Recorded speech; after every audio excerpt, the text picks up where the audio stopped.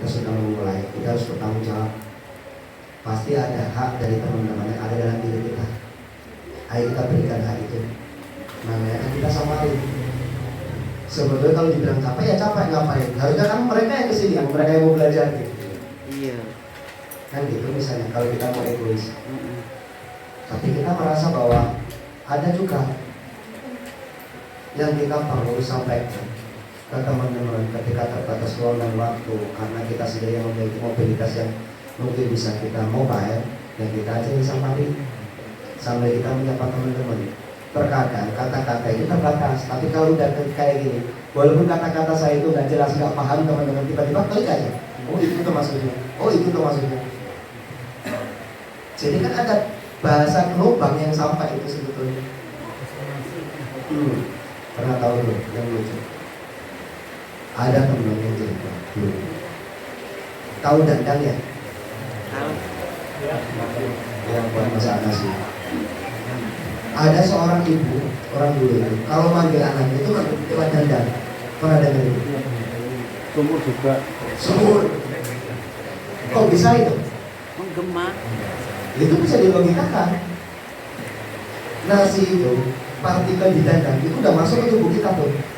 Ketika dandang ini digetar, mulai tiba-tiba di tubuhnya terus ada kira mulai. Kan misalnya kalau pernah tahu, itu kan ada istilah kayak gitu. Karena kan mungkin ada. Ini kita pertukaran atom seperti ini, tiba-tiba nanti kita ada rasa itu yang kita harus ketemu lagi, kayak gitu.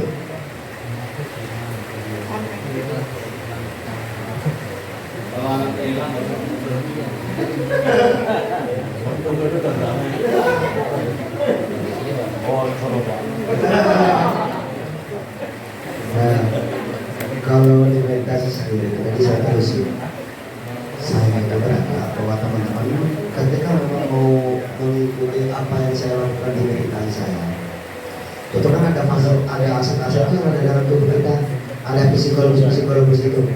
Jadi yang saya pakai itu psikologis itu.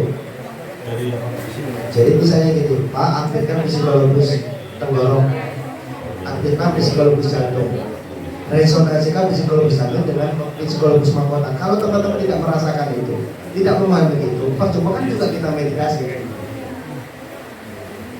Makanya itu maksud saya, kalau toh metode nanti yang teman-teman merasa bahwa metode yang kita bawa ini dibutuhkan, kita akan ajarkan itu. Kalau tidak pun tidak masalah, yang penting kita tetap bersaudara, tetap bersilaturahmi. Butuh sekali. Nah, ketika sudah memahami aset-aset itu, ibarat ketika kita berjalan, kita itu udah ada kendaraannya untuk mengakses ke pencipta. Kan ada gas, ada rem, ada kopling, ada spion. Kalau kita tidak tahu mana gas mana rem, ya bingung kan kita naik ke atas bareng-bareng. Kalau nanti dikenali dulu tuh, Mas, ini gasnya, ini setirnya. Nah, nanti waktu di meditasi itu aktifkan ini ya. Karena nanti mau akan ada belokan, jadi dinyalain. Jadi kan lebih enak kalau kayak gitu. Iya. Nah, kalau teman-teman ingin kumpul masuk meditasi, ya saya sarankan untuk mencari orang lain yang bisa mengajarkan teman-teman masuk meditasi. Kayak gitu. Kan kebanyakan teman-teman itu sudah pernah belajar meditasi semua dan minta validasi ke saya, kan saya juga bingung gitu. Kan ibarat kita naik ke puncak gunung, kan ada jalur-jalur tuh via mana. Nah, saya kan ikut via sini, trek ini. Nah, di trek ini kan ada pos 1, pos 2, pos 3, pos 4, pos 5. Jadi ketika kita sama-sama berjalan, saya bisa kasih tahu teman-teman, Mas, saya mau gini. Oh, itu masih di pos 3. Terusin. Nah, ini sekarang ada sumber, minum air dulu untuk bawa bekal ke pos 4, kan gitu. Iya. Nah, kalau teman-teman lewat via lain terus tanya ke saya dan nuntut ke saya, kan saya juga bingung. Ya tanyakan pada gurumu yang mengajarkan, kan gitu. Kalau lebih enak itu. Nah, kan sebetulnya saya tidak mau berebut metode mana yang paling baik. Semuanya itu baik. Nah, tinggal teman-teman istiqomah. Kalau teman-teman punya guru, terusin ke guru teman-teman, istiqomah di situ. Insya Allah saya akan bertemu. Entah itu di tikungan keberapa. Kan sebetulnya itu. Nah, apa yang kita utarakan dengan metode apa yang diberikan oleh guru saya Kanakas itu kan sebetulnya cuma membuat kita lebih mudah di bahasa sekarang. Jadi teman-teman muda pun sendiri kan banyak yang mulai, oh ternyata spiritual itu seperti itu, tidak menakutkan apa yang dulu-dulu ditakutkan. Ojo belajar di sini, awakmu gendeng dan sebagainya kan gitu. Itu kan akhirnya itu yang membuat tongkat estafet keilmuan itu menjadi terputus. Saya aku sih baru rapi gitu. Saya baru umur 30 kan gitu kebanyakan. Iya Nah, betul. menurut saya sekarang itu dengan perkembangan zaman yang semakin kompleks ini sangat dibutuhkan. Coba ditanya teman-teman muda itu mengalami stres secara kolektif sebetulnya, mengalami krisis eksistensi seluruhnya. Itu kelihatan, makanya larinya kemana tuh bisa ditebak. Karena sebetulnya mereka ini butuh pijakan, butuh metode. Jadi bukan menenangkan diri harus ke diskotik. Dia sebentar, habis itu balik lagi. Punya mana ya? Oh diskotik berarti cara kita nasa. Keluar diskotik 2 hari, yang mana ya? Kan krisis itu terus. Karena nggak ada metode, nggak ada wadah. Nah kalau di luar ini namanya ada apa namanya? Screen apa? Jadi pembelajaran di bawah tanah gitu istilahnya.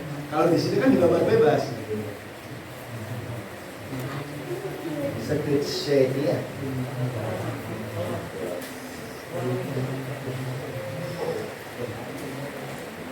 Nah kalau menurut saya ketika meditasi nggak boleh ada rasa takut dan ada rasa berani mas.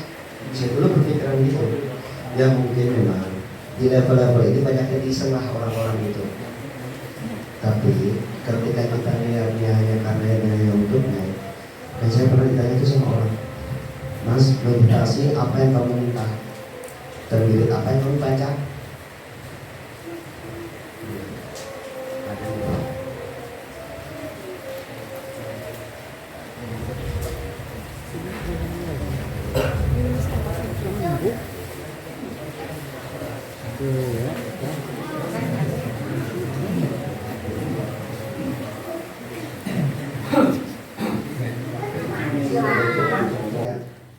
Wirid apa yang kamu baca, kan gitu.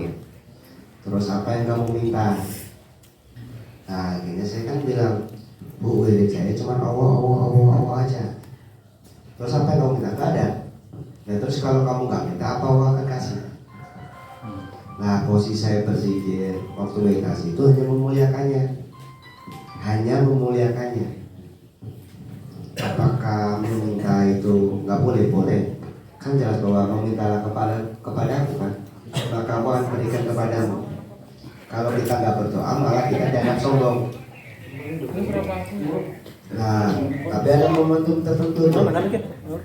Berzikirlah kepadaku yang kamu lupakan dirimu, yang kamu ingatkannya aku, maka aku akan berikan lebih daripada orang yang memintaku. Nah, artinya ketika kita bermeditasi itu hanya memuliakannya, ngapain takut mati? Toh kalau pun saya mati di situ pun saya senang. Artinya mati saat saya memuliakannya. Mudah-mudahan husnul khotimah. Amin. Jadi jangan pernah takut meditasi ketika asal tujuan, niat dan tekadnya hanya semata-mata karenanya dan hanya untuknya. Itu yang harus dipegang erat.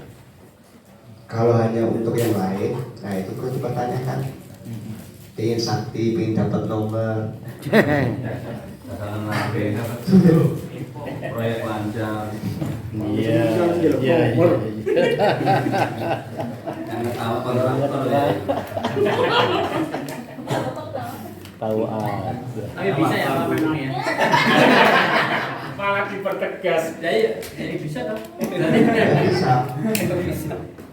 Jadi kalau misalnya saya pusing pun, misalnya ada masalah tuh, saya naik, saya berzikir, saya lempar tuh segala kegelisahan saya yang menjadi pertanyaan. Misalnya di kerjaan ada masalah apa nih? Saya lempar ke alam, hening lagi. terus lempar lagi, jret, hening lagi. Nah nanti tiba-tiba tahu, oh ini harus ini, harus ini, harus ini gitu.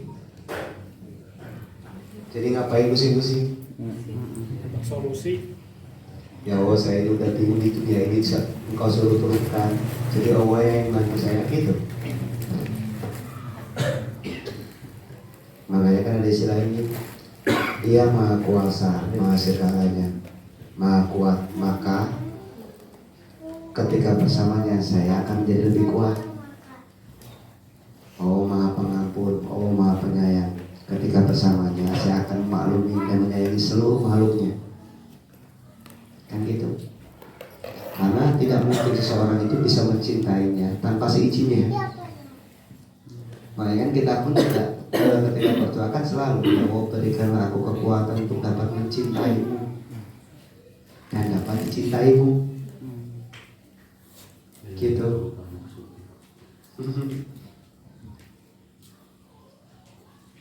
Kayak gitu mas. Nah di posisi-posisi tertentu alangkah kalau mas cari guru itu lebih memudahkan istilahnya, lebih memudahkan ketika mas ada pertanyaan-pertanyaan itu kan enak. Ketika ada kebingungan di jalan jadi bertanya kan kayak gitu. Terus yang berikutnya adalah Terkait dengan sering berpikir tentang masa lampau oh tertinggal. ya. Jadi kalau menurut saya kan gini, yang disebut karma itu adalah dosa-dosa yang menghantui kita, termasuk kesalahan-kesalahan kita masa lampau. Selama kita hidup di dunia polar ini, dunia kasunyatan ini, kan kita terus mengakumulasi pengalaman, sehingga di fase-fase tua itu kebanyakan pengalaman-pengalaman masa lampau itu muncul lagi, yang merekod lagi tuh. Nah sebetulnya itu adalah proses pemurnian. Jadi satu-satunya cara untuk agar kita tidak terjebak oleh penyesalan masa lampau atas kesalahan-kesalahan kita dahulu, yaitu memaafkan diri kita. Cuma itu satu-satunya cara. Semakin kita menolak, oh gak kayak gitu aku gitu, itu sebetulnya kita menolak. Atau misalnya ini, ya wes tak sepuro nih, tapi lo wong iku koyo ngene-ngene. Itu kan sebetulnya juga masih belum ikhlas, masih belum menolak. Akuin segala kesalahan kita, maka dia akan luntur dengan sendirinya. Satu-satunya penghapus karma itu adalah memaafkan atas tindakan kita. Ketika kita menerima sesuatu hal apapun di muka bumi ini, tidak ada penolakan, itulah titik kebahagiaan. Penderitaan itu ketika kita menolak yang bukan apa ada di diri kita. Jadi semakin kita menolak apapun yang ada dalam diri kita, sebetulnya itu pencipta penderitaan. Tapi apapun yang kita terima, penderitaan itu tidak ada artinya. Ya itu memang saya gitu aja. Kita terima aja. Kan adanya chaos atau kekacauan dalam batin itu kan gara-gara ada perdebatan itu, ketidakterimaan itu. Ya itu terus terakumulasi. Nah sampai di ujungnya, di akhir masa kita di dunia ini, memori-memori masa lampau itu akan terus dikejar. Untuk apa? Untuk mengikis jejak-jejak kita dahulu sebetulnya. Makanya orang-orang sepuh itu kadang seperti anak kecil, iling-iling ini, iling-iling ini gitu. Kan itu memori-memori masa lampau yang ingin dirilis. Lambangnya itu kalau lihat riwayat Rasulullah sendiri itu setiap hari itu beliau itu selalu mengoreksi dirinya. Jadi ada beberapa hal yang dikoreksi dalam satu hari ini. Secara fisik saya melakukan apa? Ditulis. Secara mental hari ini berapa kali saya gelisah, berapa kali saya takut, berapa kali saya merasakan kedamaian. Dicatat setiap malam. Dan berikutnya lah, dalam satu hari ini seberapa intenskah saya selalu mengingatnya. Dicatat. Jadi setiap malam beliau membaca catatan itu. Untuk apa? Ketika kita lebih buruk dari yang kemarin, itu kita malu.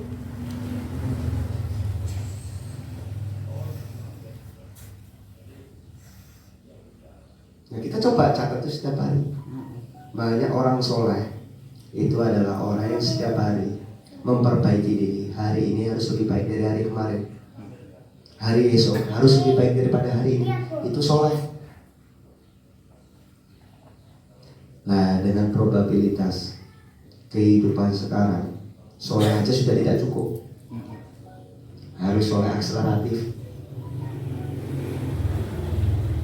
Jangan nanggung kalau mau soleh.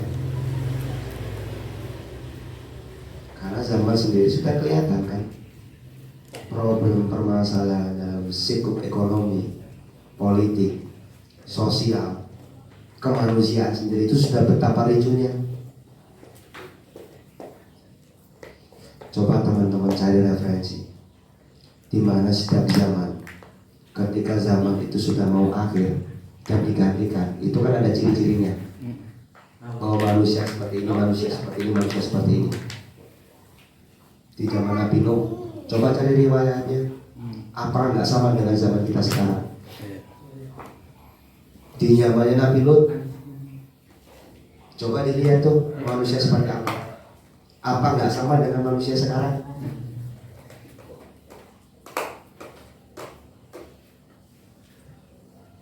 Kalau dulu Nabi Lut itu menyembah berhala, apakah kita nggak sama sekarang menyembah berhala tanpa kita sadari? Berhala-berhala materi, berhala-berhala mental itu kita sembah sekarang tanpa kita sadarin.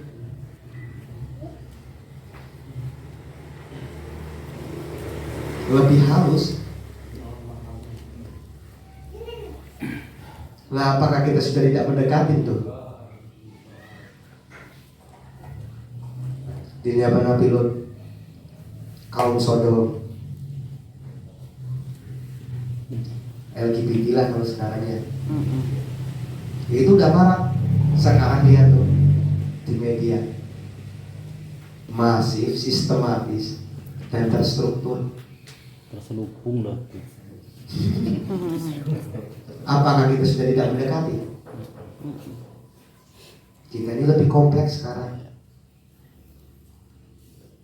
Makanya kalau itu tetap dibiarin, ya udahlah, ayo kita sama-sama bunuh diri bersama. Udah gitu aja. Astagfirullah. Makanya kan saya bilang itu ke teman-teman, daripada kita sibuk di dunia-dunia gaib, ngurusin jin, manggil jin ditanyain, manggil jin suruh manggil ini, manggil ini. Yang lebih urgensi sekarang itu adalah peradaban manusia. Itu yang lebih urgent. Apakah kita selesaikan peradaban manusia di peradaban kita atau untuk anak cucu kita?